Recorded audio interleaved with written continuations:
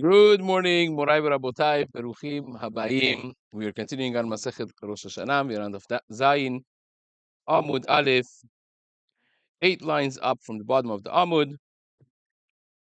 B'litrumat Shkalim. Today's Amud is being learned as a Zchut Rufah Shelema for Daniel Moshe ben Farangis, Rachel Simcha Bad Nahid, and also Leilu Nishmat Betzalel ben Rafael ve'Esther, and Esther Bad Naftali Tzvi Halevi. His Amud is also being learned Leilu Nishmat Yosef ben Meir. This learning community has been dedicated graciously by the Shea family and Mahabubi families. Should be an ultimate schut for all their mishpachot. Amen. So we had a writer that introduced 4 additional Rashi Sanim that also are in Rosh Chodesh Nisan. In other words, our initial Mishnah started Arba Rashi Shanim Hem, and Be'echad Benisan, our Mishnah only mentions Rosh Hashanah leMelachim ve'Largalim. So we mentioned that Rosh Hashanah leMelachim by Melchei Yisrael starts counting from Rosh Chodesh Nisan, and then we mentioned that Rosh Chodesh Nisan also is a Rosh Hashanah for Regalim, which basically we mentioned it means Pesach, which is Tetzvat Ben Nisan, really is Rosh Hashanah L'Regalim, according to Rabbi Shimon, that you have an order for the Regalim, the 3 Regalim they have to pass for you, the Isur of Bal Ta'achir. For instance, according to Rabbi Meir, you don't have that Rosh 5 different shitas, 5 opinions as to when you are transgressing Bal Ta'achir. Rabbi Meir said, 1.5 you first chag that comes, 1 strike, you didn't, you are late. The first time, every nether, everything to bring, that's Rabbi Meir. Rabbi Shimon said, no, you have orders.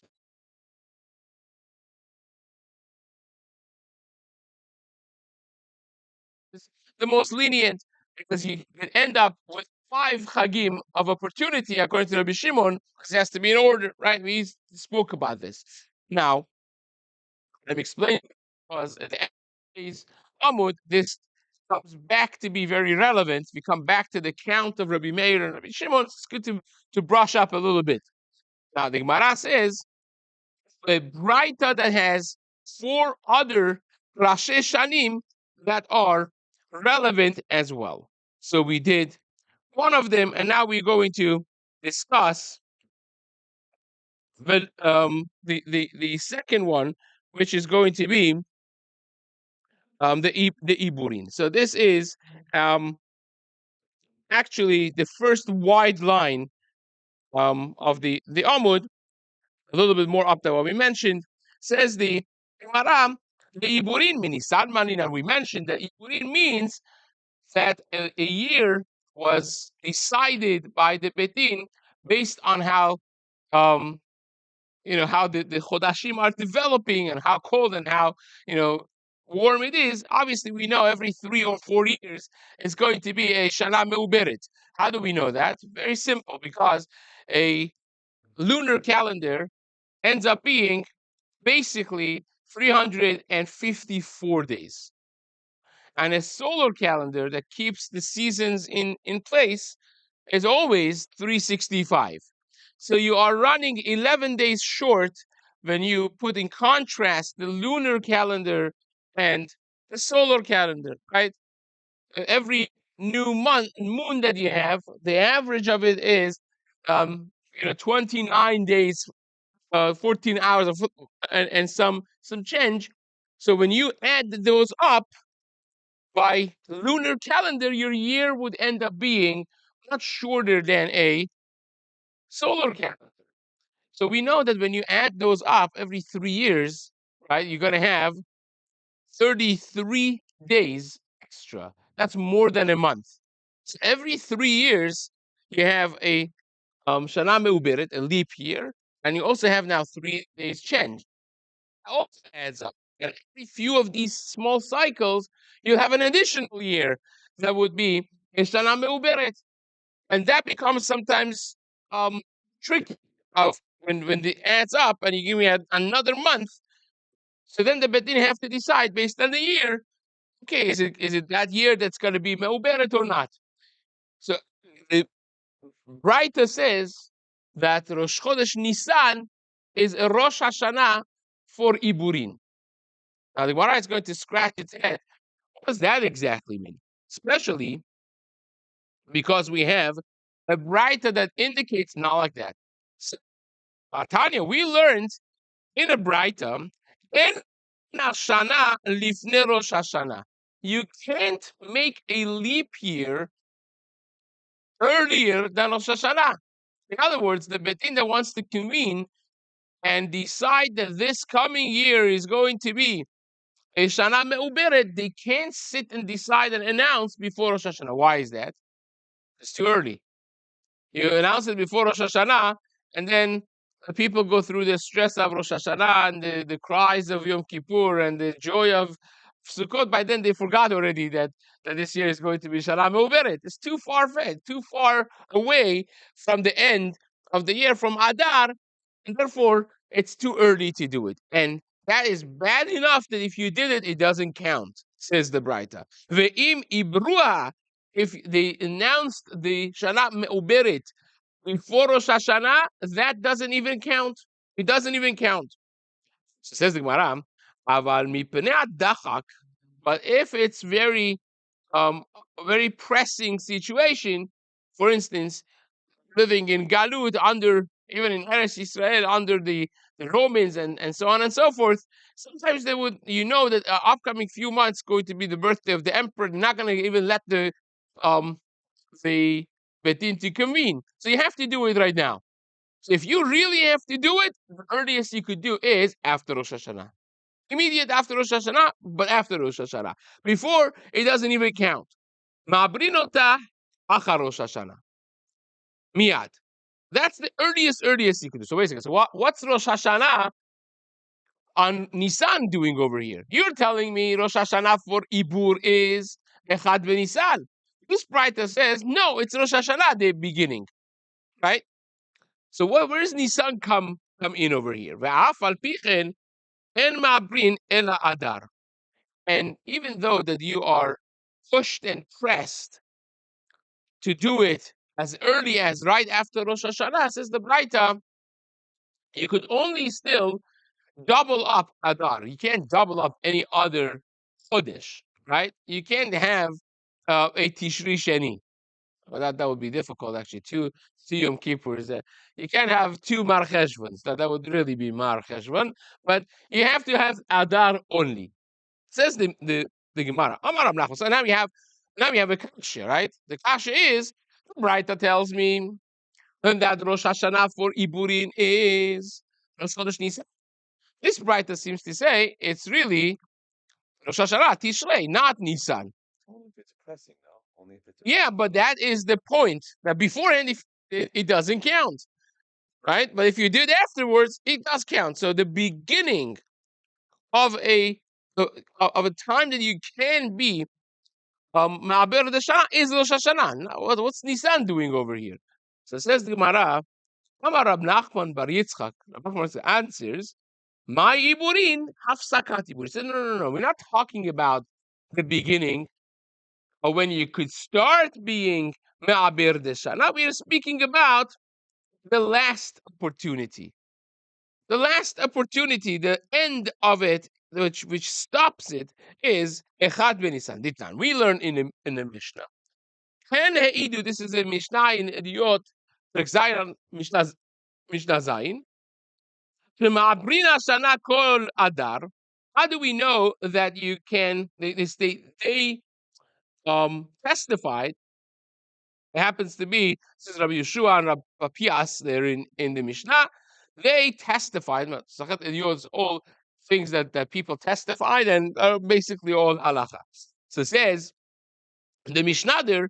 They also testified that you could be ma'aber kol adar all of Chodesh Adar. Until the last day of Adar, the Beit Din still could decide, you know what, this year is going to be a leap year, so the upcoming Rosh Chodesh is not going to be Rosh Chodesh Nisan tomorrow. It was going to be Rosh Chodesh. It's not going to be Rosh Chodesh Nisan, but it's going to be Rosh Chodesh Adar Sheni. It's the last time they could make the decision that we are making this year a leap year, right? Based on what they see, again, sometimes in the cycles, as we explained in the beginning, it could be complex. If this year should be, shouldn't be, is it Chodesh Aviv? It's not Aviv. So the last opportunity is the last day of Adar. Says the Shayu Omrim, Chachamim would say, this is a machloket. Chachamim, Rabbi Yeshua, Rabbi Pias there. Shayu Omrim, Chachamim would say, Ad Purim. Only we could do it at Purim. You can't do it after Purim. I have to at least give it 2 weeks. After Purim, you no longer could decide that this year is Shana Me'uberet. You can't wake up the last day of Adar and say, oh, you know what? This Rosh Chodesh tomorrow is going to be Rosh Chodesh Adar. You can't do that. That's Chachamim.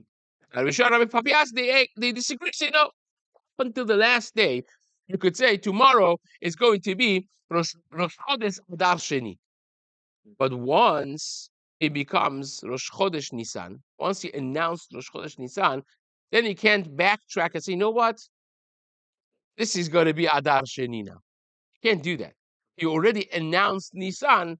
You can't now go back on making Nisan Adar Sheni. And that's what it means that Rosh Chodesh Nisan is the cutoff day as a Rosh Hashanah for the next for the next year as far as being Ma'aber the Shana is concerned. Because up until then, you can do it. Once it becomes Rosh Chodesh Nisan, you no longer can backtrack and say, now this is Adar Sheni. Says the Gemara.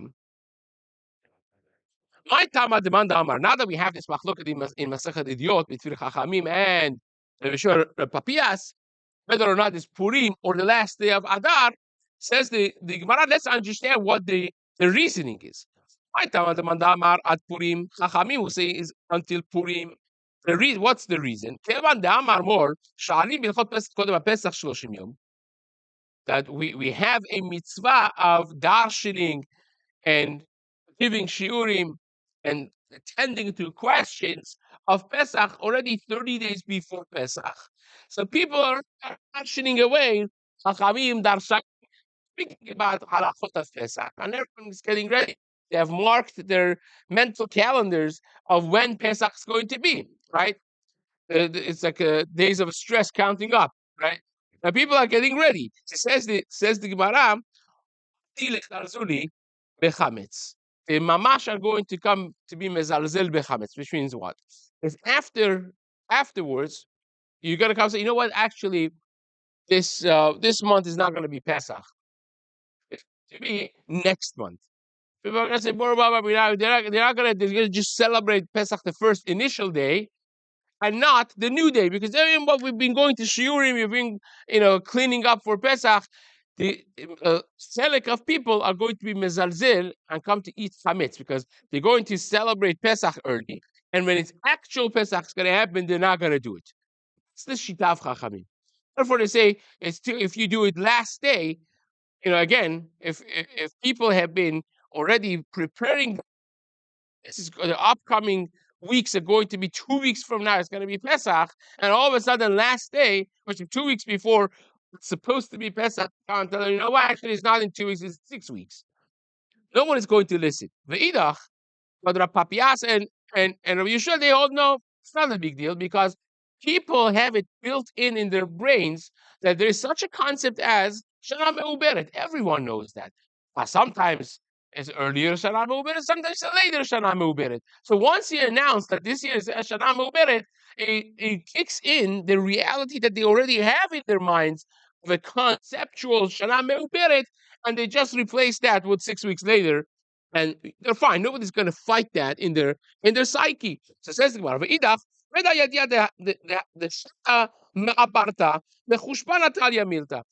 everyone knows that Shana Me'uberet is a cheshbon.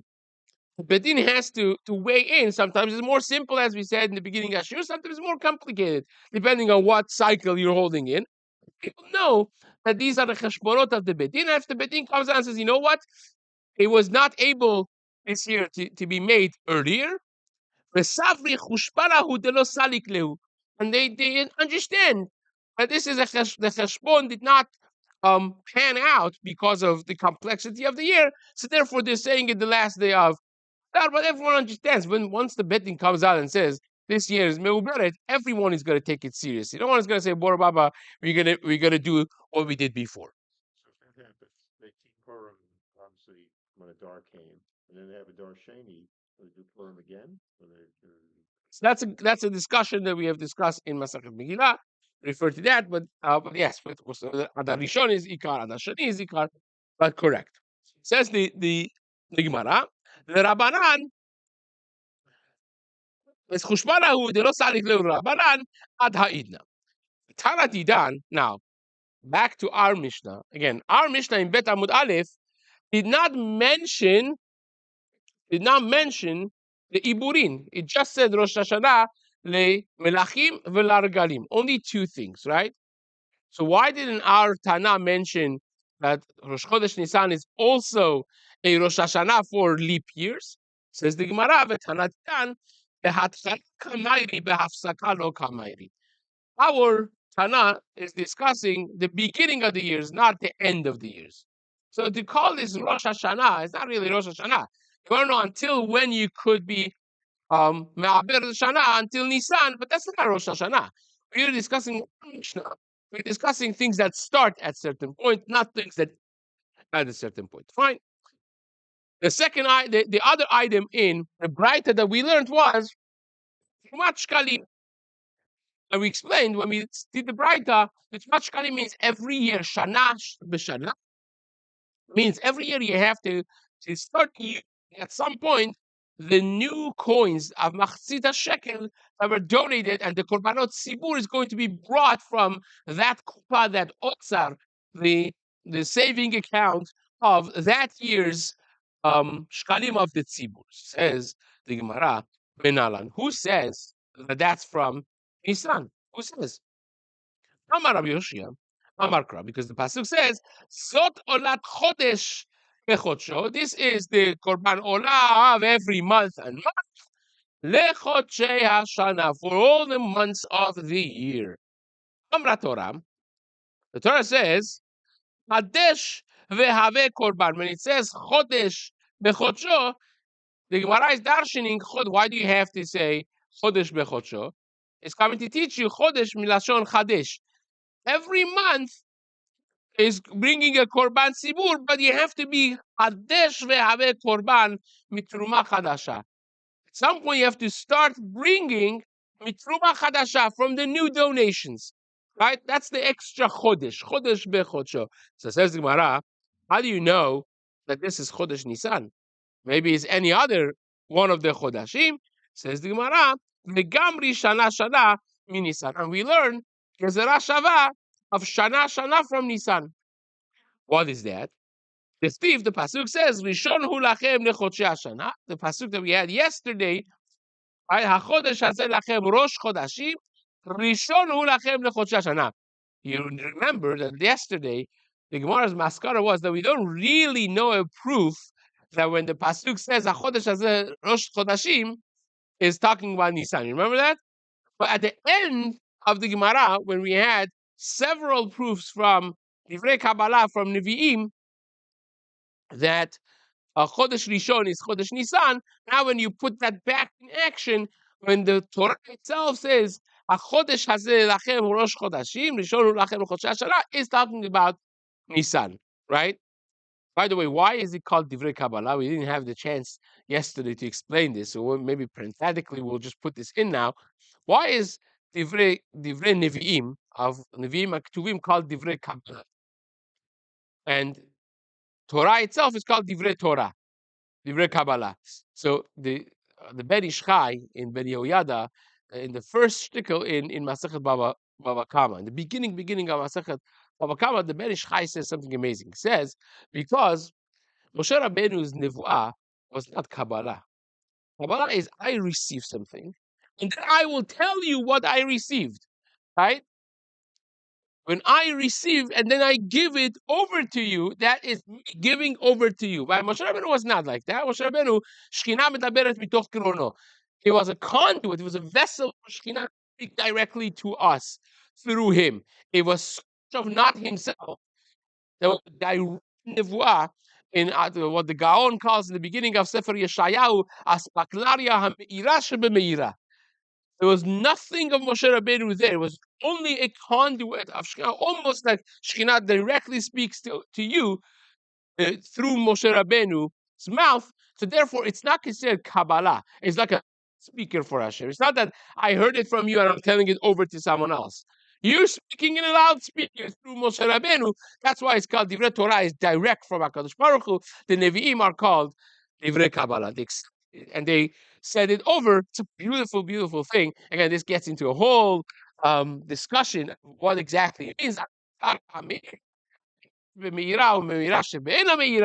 gets into a whole discussion of Rishonim versus Nevi'im Achronim, which the Vilna Gaon really discusses again in the beginning of Sefer Yeshayahu, not for now. But that's just parenthetically some leftover from yesterday. But we had this discussion of the discussion of whether or not Chodesh Hazeh Lachem Rosh Chodashim is Nisan, and at the end we circle back that it is.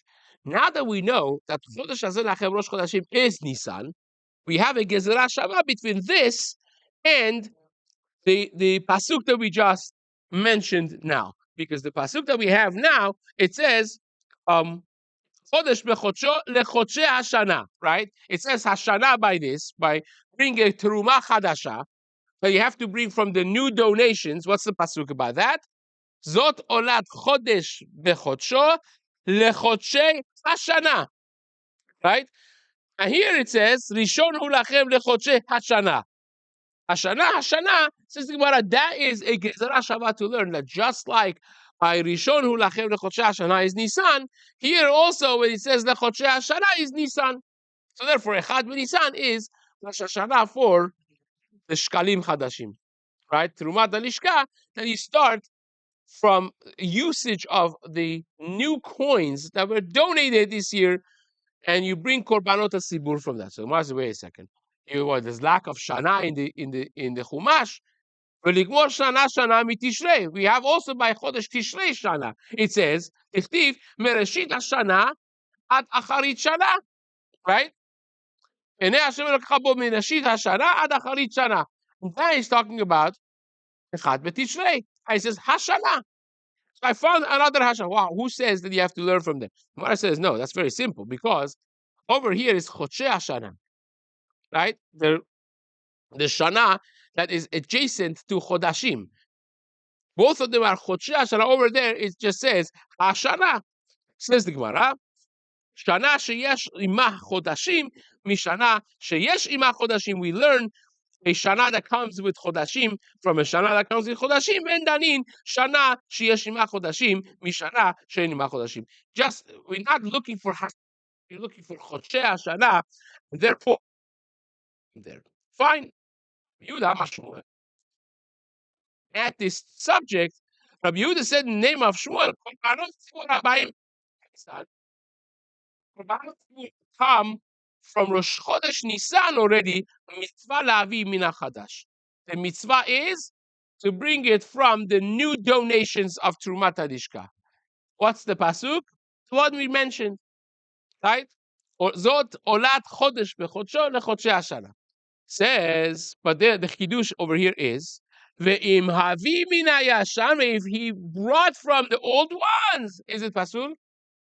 No, it's not pasul. If you use the old shkalim and you went and bought the korban as a gizbar of the Bet HaMikdash and you brought the korban from the old money, it's still kasher. It's a mitzvah lechatchila. If you bought from old money, you lost the mitzvah. There is a mitzvah of Chodshe Hashana to bring from the new money, but if you didn't, you lost the mitzvah, the korban is kasher. Right? That's the halakha that Rabbi Yehuda said in the name of Shmuel. Yatsa, you're Yotze b'di'evet. when they brought the shkalim, the machatzita shekel, right, that they be'echad be'adar, they would announce that they should bring their machatzita shekel, and already be'echad be'nisan, you start using that new money, right? But if you didn't bring from the new money, your korban was a legitimate korban. Ela shechiser mitzvah. You just missed the mitzvah of olat chodesh bechodsho lechodshei hashana. We also learned in a different practice, same exact halacha.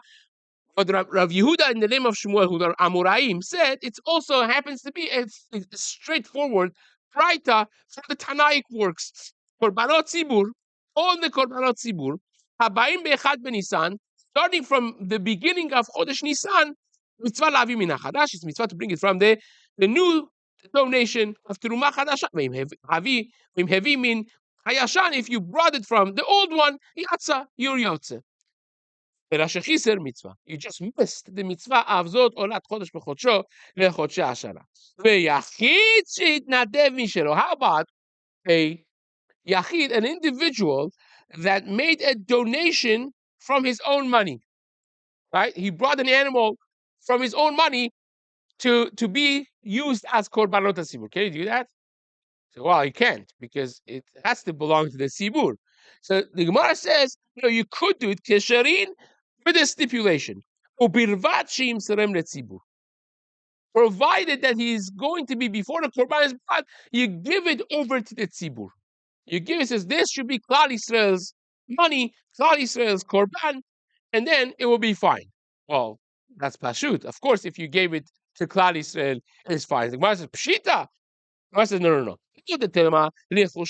Maybe we would have thought that we should be concerned. Maybe he's not going to give it over to the tzibur wholeheartedly, with a complete heart, because at the end of the day, he wants it to be his korban to be brought, right? He wants to get some credit over here. So maybe he's not going to give it over to the tzibur with wholeheartedly. Mashmalan, it teaches you that no, it is. When someone brings a korban and says, I'm giving it to Klal Yisrael, that is a good enough of a giving over, so therefore the korban is kasher. So now the Gemara says, so, fine, this is a good Rosh Hashanah for being Echad Benisan. Echad Benisan should be the Rosh Hashanah for the new donation. So why doesn't in Bet Amud Aleph in Masechet Rosh Hashanah mention that? We only mention Echad Benisan is Rosh Hashanah leregalim and for melachim. Why don't we mention this? The Gemara says, here it's a Rosh Hashanah lechatchila. You lechatchila should bring from Terumah Chadasha. If you didn't, we just said you're yotze.